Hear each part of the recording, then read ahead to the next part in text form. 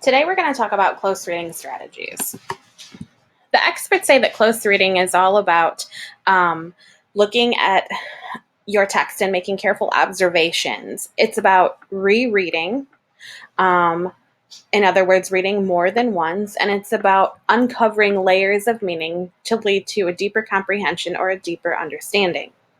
Basically, close reading answers the question, what is the text really saying? In order to do a close reading of a text, you must read a text more than once. That way you can get a full understanding and start asking important questions. So the first read through is just a basic read through for understanding. You want to be able to summarize what the text is about, get the main idea, and answer recall questions. Who was involved in the reading? What was the reading about? Where did the reading take place?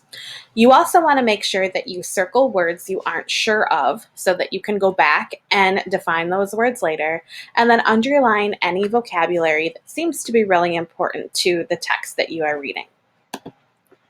During the second read through, you're going to want to look at 4 different things: language, narrative, syntax, and context. When you're talking about language, you're going to look at the author's choice of words. What are your emotions when you read the author's words? Are there certain words that are repeated? Are there certain words that are really emphasized that the author seems to want you to take note of?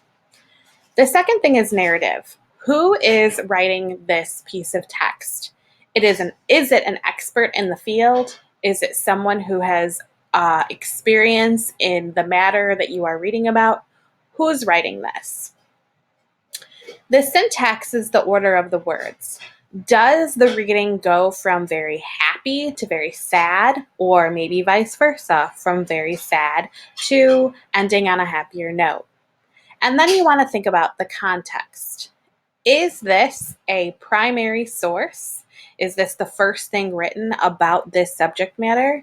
Is this writing based on other writings?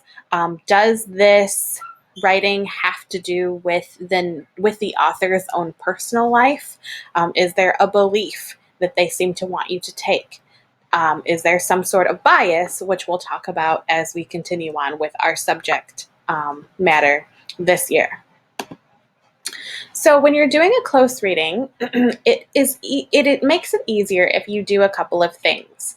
The first thing you should do is to number each of your paragraphs. It makes it easier for you to be able to note which paragraph you're looking at, especially if you're working with a partner or in a small group. The next thing you want to do is chunk the text into reasonable sized passages. This just makes it easier so that you can really pay attention to what you're reading. So you might want to chunk your text into 2-paragraph chunks or 3-paragraph chunks, whatever you like.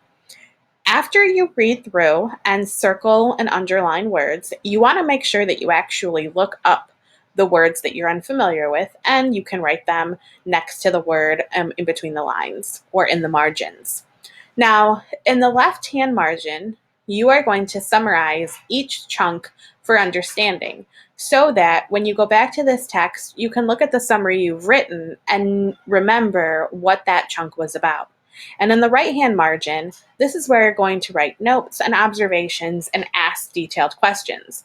This will help you if you are going to do a writing based on what you have read. Now, make sure that your notes and your observations are useful.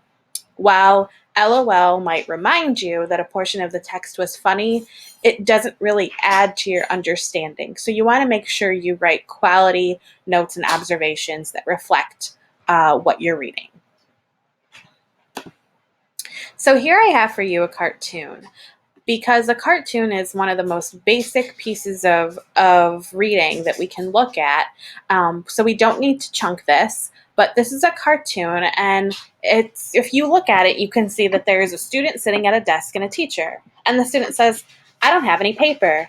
And the teacher says, "Here's a sheet." And the student says, "I have nothing to write with." And the teacher says, "Here's a pencil." And the student says, "I don't want to do any work." And the teacher says, "Here's another pencil." So if I look at this and I read it again, I'm going to summarize it in the left-hand corner by stating, the student does not have supplies to do his work. After being provided with paper and pencil, he admits he doesn't want to work. The teacher hands him another pencil. That really is the basic understanding of the cartoon. But if I read it again and I look at it and I take note of the fact that the teacher just hands him another pencil, I've got some questions. Why does the student not care? Has the teacher just given up on him? Why is there no consequence for being prepared for class? Is this supposed to be reflective of all students? I don't think it is. Is there a deeper meaning here? Should we be creating classes that are more interesting for students so they do want to do work? It's something to think about. If I look at this next cartoon, I can see that there is a mother and she's hovering over her son who's sitting at a couch with a remote watching TV.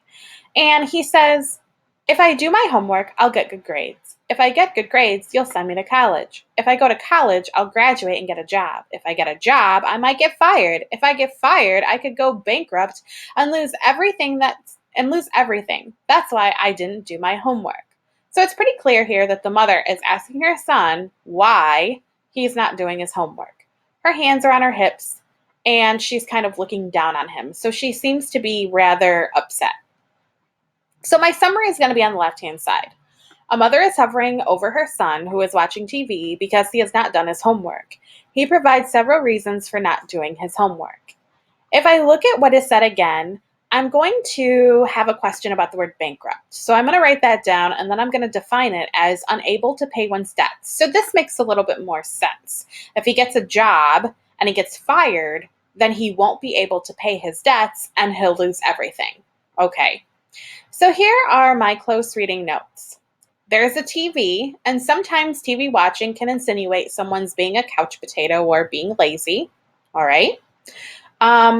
This argument that he has here, I have a question. Is this a valid argument? Is this a good argument? You know what? I think I might have used this type of argument before. Uh-oh.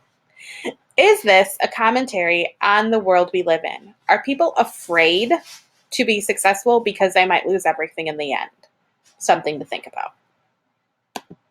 So now that I have gone through 2 cartoons using the close reading strategy, I would like you to do a close reading of this cartoon.